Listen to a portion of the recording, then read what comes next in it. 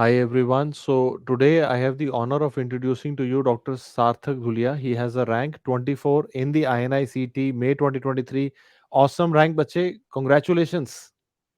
कैसा थैंक लग यू रहा है? Sir, thank you sir. बता नहीं सकते, बस बहुत खुश हूँ। अच्छा, जब रैंक आई थी तब कैसा लगा था पहले? तो पहले तो चेक करना पड़ा था 2-3 बार कि मेरा ही है क्या। रोल नंबर हाँ। बार बार चेंज करके कि मेरा ही है। अपने दोस्त को भी दिखाया कि पक्का मेरा ही है या नहीं। अब फाइनली कंफर्म हो गया, अब इंटरव्यू भी दे रहे हैं। Yes sir. अच्छा, बच्चे मुझे बता, अब ब्रांच कौन सी परस्यू करना चाहता है? क्यों हम जब ये रैंक लाए तो हमारा गोल क्या था और हम क्या करना चाहते हैं लाइफ में? सर मैं एमसीएच न्यूरो सर्जरी ज्वाइन करना चाहता हूँ 6 great. Airport. Great. I think बहुत ही अच्छा टारगेट है और मुझे लगता है कि आपको मिल भी जाना चाहिए। तो न्यूरो यस सर्जरी सर। में आपको मतलब क्या ऐसी चीज़ है जो ज़्यादा आपके लिए इम्पोर्टेंट है? मतलब जैसे एक होता है ना, कई लोगों को ब्रेन बहुत बढ़िया लगता है, कईयों को सर्जरिकल बात बहुत अच्छी लगती है। आपके लिए क्या न्यूरो ज़्यादा इम्पोर्टेंट है कि सर्जरी ज़्यादा इम्पोर्टेंट है? तो सर्जरी में भी मेरा इंटरेस्ट है, और न्यूरो मुझे एनाटॉमी के टाइम से ही न्यूरो पढ़ना थोड़ा बहुत फैसिनेटिंग लगता है। न्यूरो पढ़ना भी पसंद है, तो वो दोनों कंबाइन मिलेगा उसमें। आई थिंक बहुत ही खूबसूरत रीज़न है, करेक्ट रीज़न है किसी भी ब्रांच को ऑप्ट करने के लिए, अगर आपको उसमें काम करना भी पसंद है, पढ़ना भी पसंद है। मैंने इसलिए क्वेश्चन पूछा क्योंकि मैं चाहता था ऑडियंस भी समझ सके कि कई बार कुछ सब्जेक्ट होते हैं जो हमें पढ़ने पसंद है, लेकिन करने नहीं पसंद है, तो मुश्किल होती है। जैसे अपने बारे में बताता हूँ, जैसे मुझे साइकियाट्री पढ़ना पसंद है, बट आई कांट रियली मतलब see myself as a psychiatrist. तो कभी-कभी क्या होता है, कोई-कोई सब्जेक्ट पढ़ने में बहुत अच्छा लगता है। तो उसको ज़रूर डिफरेंशिएट करना चाहिए और हमें सार्थक से पता चला उसको सर्जरी भी करना पसंद है, न्यूरोलॉजी भी पसंद है, उसको ब्रेन भी पसंद है, एनाटॉमी भी पसंद है, तो करेक्ट रीज़न्स हैं to go for this branch. अच्छा Sarthak, I want to know from you कि इस बार के पेपर में आपने कितने अटेम्प्ट किए और आपके कितने सही हुए होंगे? आपका क्या इंटरप्रिटेशन है पेपर के बारे में?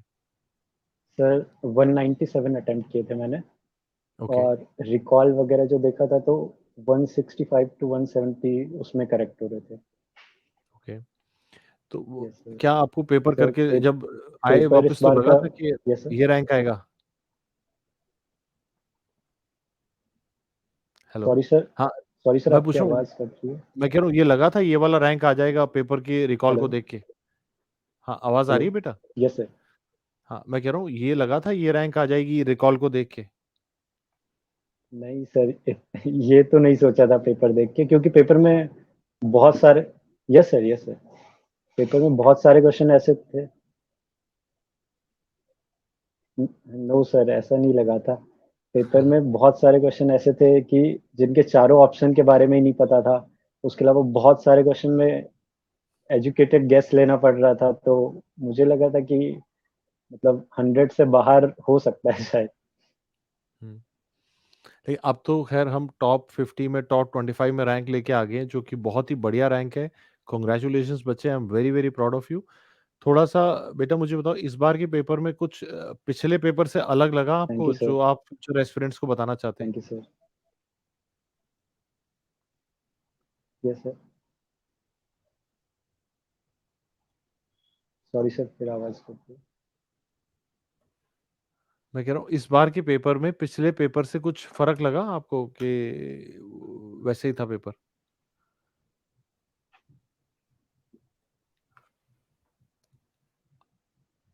इस बार का पेपर सर मतलब थोड़ा पीवाईक्यू बेस्ड उतना ज़्यादा नहीं लगा मुझे।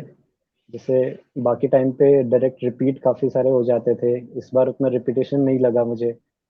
लेकिन मतलब जो क्वेश्चन नहीं आते थे वो नहीं आते थे, बाकी डुएबल भी थे काफ़ी क्वेश्चन।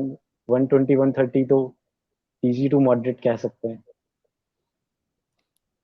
आपने बच्चे डैम्स के साथ हमारे साथ सेकंड ईयर में प्री फाउंडेशन कोर्स भी किया और आपने टेस्ट एंड डिस्कशन कोर्स भी किया, हमारे साथ डीवीटी भी किया। तो कैसा एक्सपीरियंस रहा डैम्स के साथ पढ़ने में?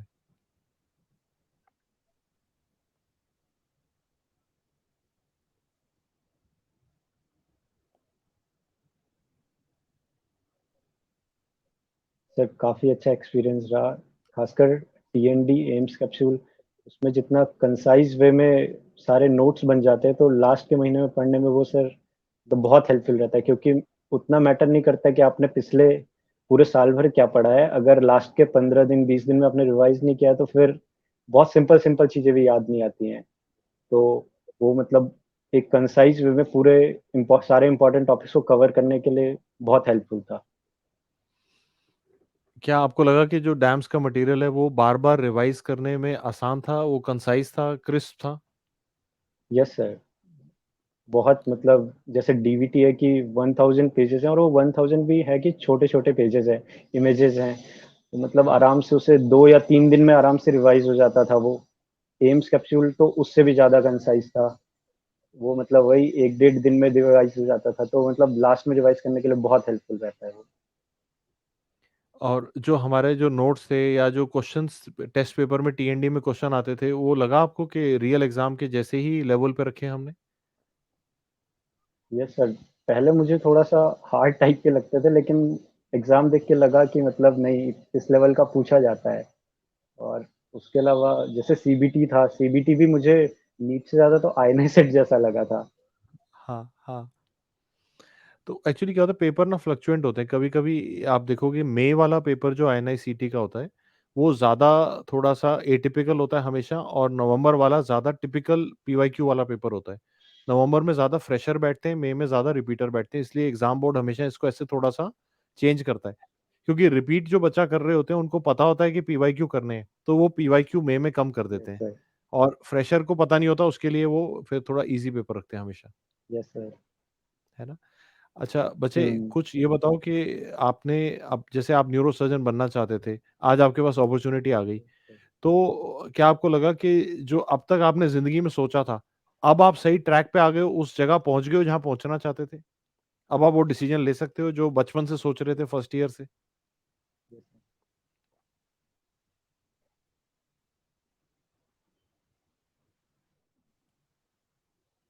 सॉरी सर, आपकी आवाज़ फिर से कट गई, एक बार रिपीट करेंगे? हाँ।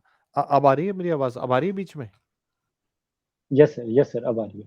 हाँ, मैं पूछ रहा हूँ कि अब कैसा लग रहा है जो आपने फर्स्ट ईयर में सपना देखा था, अब वहाँ पहुँच गए हो, कैसा लग रहा है? सर बता नहीं सकते, मतलब अभी तो हाँ, यकीन नहीं हो रहा है कि मतलब आ गया और इसमें मिल जाएगा। बहुत बढ़िया, अभी पक्का मिल मतलब जाएगा मुझे प्रीवियस ईयर के आई एम देख वेरी रहा हूँ श्योर कि कि इसमें मिल जाता है कि नहीं मिल जाता है। मिल जाएगा, पक्का मिल जाएगा। मुझे लगता थैंक है यू मिल सर। जाएगा, निम्हांस या एम्स में से एक जगह आपको ज़रूर न्यूरोसर्जरी मिल जाएगा। और बेटा आप थोड़ा-सा ये बताओ अपनी जर्नी में कोई अप्स एंड डाउन्स को कैसे मैनेज किया आपने? माइंडसेट को कैसे मैनेज किया आपने? Thank you.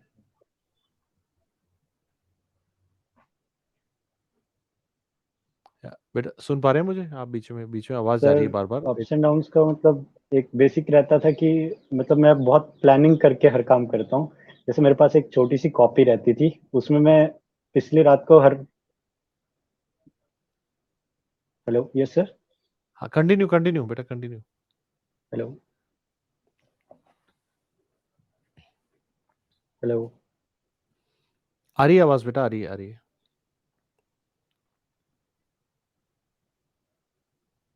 Hello, yes sir, am I audible? हाँ, हाँ बेटा, हाँ, हाँ। कंटिन्यू बेटा कंटिन्यू। सर मैं मतलब बहुत प्लानिंग करके करता था, जैसे कि पिछली रात को मैं अगले दिन का एक कॉपी में लिखता था कि पूरा आर वाइज की 7 से 8 ये करना है, 8 से 9 ये करना है, इस तरह से करता था।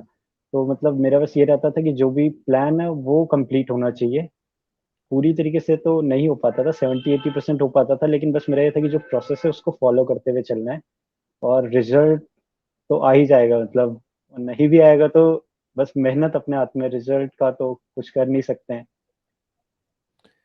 तो क्या मैं ऐसा बोलूँ कि प्लानिंग जो आपकी थी, वो आपके लिए गेम चेंजर थी कि आप हमेशा एक डिसिप्लिन और प्लान के साथ चलते थे, ये गेम चेंजर था आपका? ये आपके लिए क्रिटिकल बात थी जिसने आपको जिताया?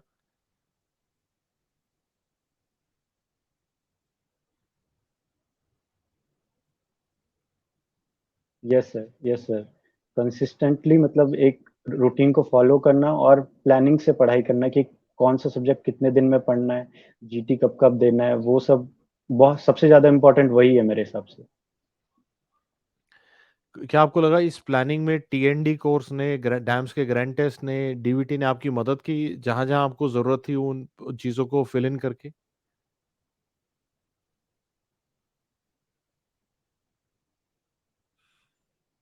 यस सर, जैसे टीएनडी से एक मतलब एक हमें प्लान मिल जाता है कि इस वीक में ये सब्जेक्ट इतने टाइम में खत्म हो जाना चाहिए। तो उसको मतलब मैंने इंटर्नशिप के साथ ही प्रिपेयर किया था, तो थोड़ा इंटर्नशिप के हिसाब से उस शेड्यूल को थोड़ा एडजस्ट करना पड़ता था। कुछ हेक्टिक पोस्टिंग है तो वो नहीं फॉलो हो पाता था। और मतलब वरना ऐसे करते थे कि जितना टाइम टीएनडी ने दिया है किस सब्जेक्ट के लिए, उतने ही टाइम में उस सब्जेक्ट को कंप्लीट करना है। बहुत बढ़िया। बच्चे कोई मैसेज देना चाहते हैं फ्यूचर एस्पिरेंट्स को आज इस माध्यम से? कोई भी आपकी तरफ से कोई आप उन्हें इंस्पिरेशनल बात या फ्यूचर एस्पिरेंट्स को कोई गाइडेंस देना चाहेंगे? सर मैं एक ही बात कहना चाहूँगा कि ग्रैंड टेस्ट एक तो स्टार्टिंग से देने चाहिए, अपने आप को एसेस करना चाहिए और सिली मिस्टेक्स को अवॉइड करना है। और जो भी चीज़ लास्ट के 30 दिन में रिवाइज कर सको, उतना मतलब कंसाइज करते हुए चलना है अपने जो भी स्टडी मटेरियल है उसको। और उसके अलावा कंसिस्टेंटली और नेगेटिव थॉट्स को नहीं आने देना है, मतलब केवल प्रोसेस को फॉलो करते हुए चलना है। आई थिंक बहुत ही खूबसूरत बात आपने बोली कि अपने आप को आउटकम से डिटैच करना है, प्रोसेस को फॉलो करना यस है, सर। ऑप्टिमिज्म रखनी है और यस ग्रैंड सर। टेस्ट शुरू से देना है। सब बच्चे याद कर लो, डॉक्टर यस सर। सार्थक ने आपको सिखाया है ग्रैंड टेस्ट शुरू से देना है। ये गलती नहीं करनी है आपने कि यस। आखिर के लिए छोड़ें। टीएनडी को और एक शेड्यूल बना के चलना है, जो मुझे लगता है सबसे यस सर। कीमती टेक अवे आज सब बच्चों के लिए है कि अगर हम शेड्यूल बना के चलते हैं, डिसिप्लिन में चलते हैं, तो हम भी सार्थक की तरह आगे जाके टॉप अचीवर बन सकते हैं और टॉप 25 में रैंक ला सकते हैं। तो Sarthak, I wish you all the best, heartiest congratulations. Thank you और सर। घर पे भी सबको मेरी तरफ से कांग्रेचुलेशंस करना। कोई आसपास है अभी? सर एक्चुअली अभी मैं हॉस्टल में हूँ, मेरा इंटर्नशिप अभी कंप्लीट नहीं हुआ है। तो सबको मेरी तरफ से आप खुद से एक बार कांग्रेचुलेशंस कर देना बेटा, है ना? Yes sir. Okay. God God okay bless sir. You बेटा, टेक केयर। थैंक यू जरूर सर। बताना थैंक यू आपने सर। बाद में क्या ब्रांच ली और जरूर टच में यस रहना सर। बेटा। गॉड ब्लेस यू बेटा। Yes. Thank you bye sir. बेटा। बाय बेटा। Thank you sir. बाय।